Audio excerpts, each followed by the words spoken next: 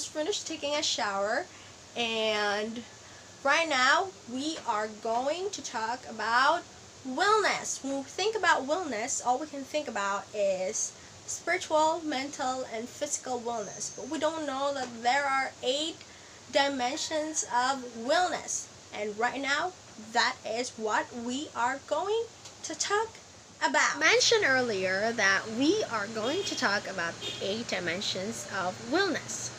But before anything else, we're gonna know what wellness means. So I have a guide right here. Wellness is an active process of becoming aware of and making choices toward a healthy and enjoyable life. Wellness is more than being illness free. It is a dynamic process of change and development.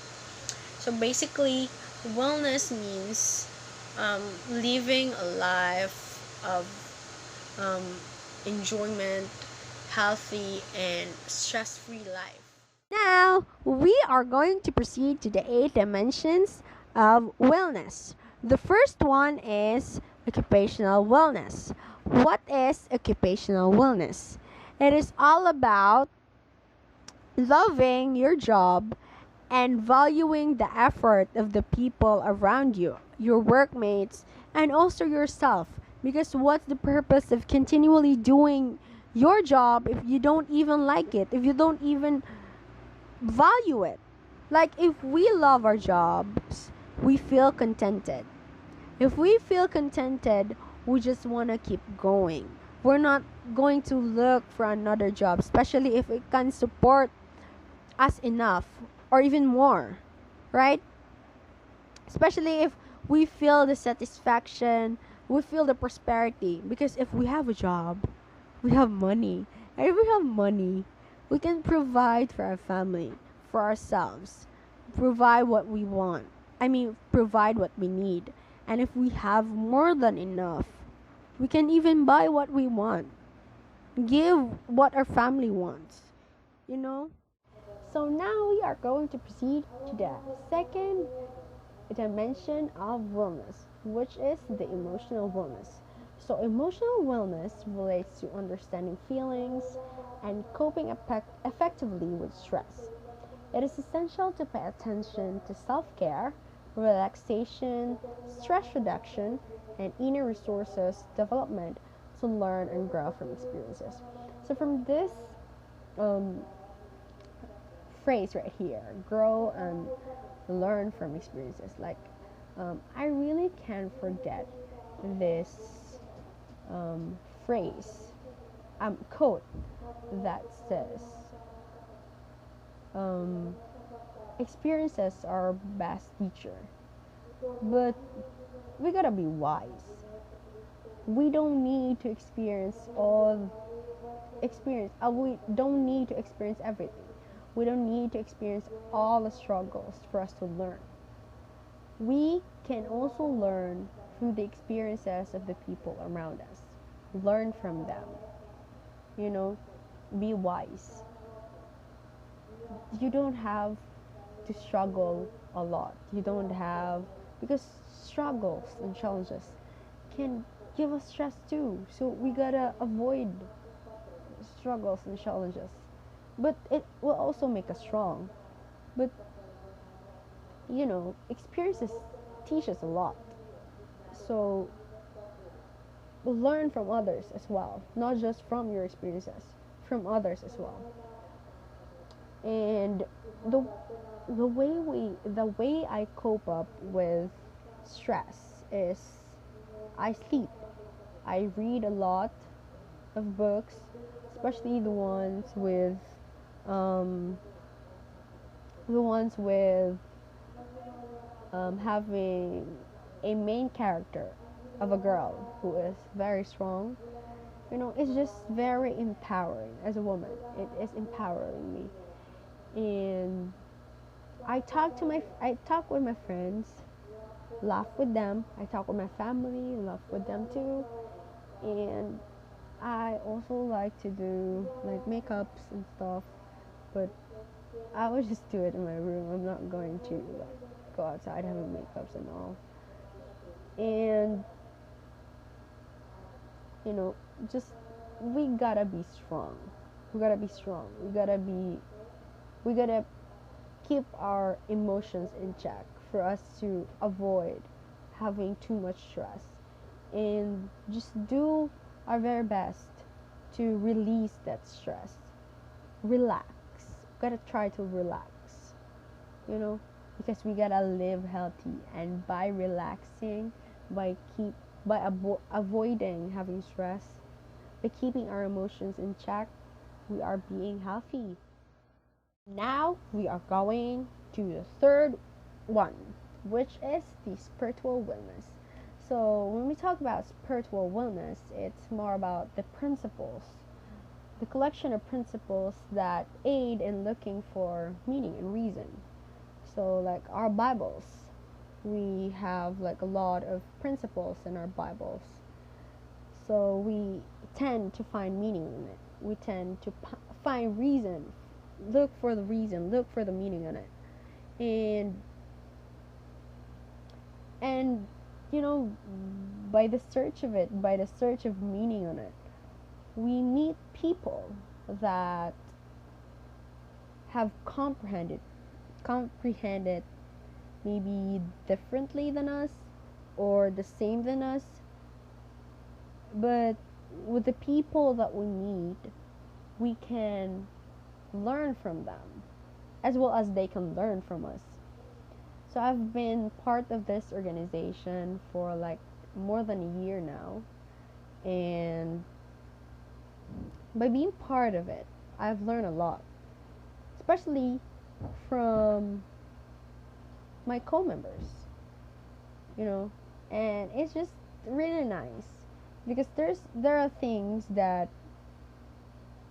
I thought I know. I thought I knew, but I actually did not. And by being in that organization, it enlightens me a lot. My principles have been, I don't know if it's I do not think that it's been changed, but it's improving. That's the right word for it. It's improving because as the days goes by, we gotta improve. You know, we just gotta improve. Don't deteriorate. Just improve. So that's it. Moving on to the fourth one, which is the environmental wellness. So environmental wellness is like a wellness that inspires us to live respectfully to the surrounding, to live in harmony with Mother Earth, and you know, to promote interaction with nature and environment. Like during this pandemic, like my my friends and my sisters here in our barangay doesn't really have anything to do, so we're hiking on mountains, but then a lot of people are doing that too when they would see like photos and such. So the protocols have been very very strict, improving as well. So we stopped. We aren't allowed to go on mountains anymore. But it was fun just to be with nature. I mean, we have our phones just for picture taking, but not so that we can go online. You know, we just went there, bring our breakfast with us, and eat at the top of the mountain where we can see the sunrise. It was just really nice, a nice feeling, and a new one. I think, yeah, it's a new one. You know, it's really just nice to be with nature. Like my mom has a lot of plants with her. I'm gonna show you her plants. Like it's really nice, as in maybe you wanna buy because it's for sale. Just contact me. Yeah. just contact me on my Facebook account, or yeah.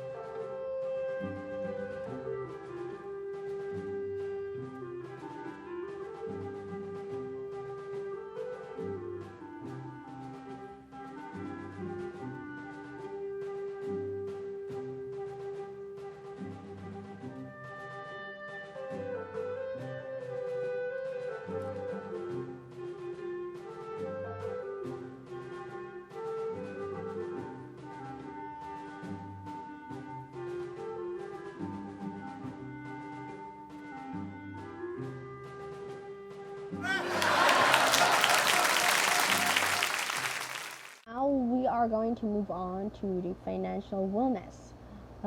Financial wellness involves the process of learning how to manage financial expenses successfully.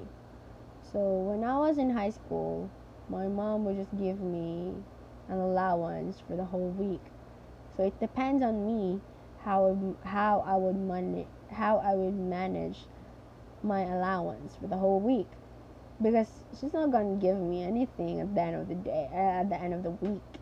I Unless it's for a project, but she's just going to give me an allowance for the whole week, and it will really depend on me how I would spend it. If it's gone just on Monday, then the next day I don't have anything. So it's just really on me and how I would wisely spend it, so that I would still have money until Friday. And sometimes I would even have savings for it, but they just don't know that I have it because I'm not telling them. It's like I'm showing them that I am not I am not a miser Scrooge person, but I am. I am. My friends knows that I am. Like I will not. I would like when we are on a department store. Like when I see the price, I would like, do I need this? Do I really want this? Is this useful? Like, am I really going to use this all throughout until it's, not useful anymore? So I would really think that, like, I would stand on that object. I would look at it and I would like really think hard if I would really want to buy it, if is it useful, or is it just me really wanting it. So yeah. So money plays a critical role in our lives. Yeah, it does, because without money we can't buy food, we can't buy clothes, we can't buy all our necessities without money, right? So now let us going to proceed to physical wellness. Now, physical wellness involves maintaining a balanced body and finding treatment where possible. So if we feel like there is something wrong with us, let us not wait for it to get worse. If we already have symptoms for diseases, let's not wait. We go to right away we seek medical attentions, especially if it's worsening. So also we gotta exercise, but I don't really do that because I'm kind of lazy to do that. Yeah. But I do some of the chores at home, but at all, my mama really finds me lazy. As well as my sister, she always gets mad at me for not doing some of the chores, and she's doing everything. No, she's like the obedient one. And eating well, I am eating a lot. I am eating well. I do that. Having enough sleep, I don't usually do that because I'm really in love with reading. So that's especially right now. That's online class learning. Like every at days I get so super busy with schoolworks and such. So I only find nighttime for me to read, and I will realizing that it's already like 3 a.m. in the morning until I would look at the clock, and like the next day I will have classes like 8 a.m., something like that, so I gotta wake up early. So having enough sleep, I don't really normally do that. Yeah, usually I don't do that. So Moving on, we have social wellness. So, social wellness aims to effectively and happily fulfill social goals and create a network of support. The health aspect allows for the development of supportive relationship with friends, colleagues, and intimate relationship with romantic partners and family. Well, this one, um, I am very fortunate to have friends that are really supportive and are such good influences in my life. You know, when I am needing help, especially in school, they would not think twice to help. And when they see that I am doing something to improve myself, they will support me. And they will not think twice to stop me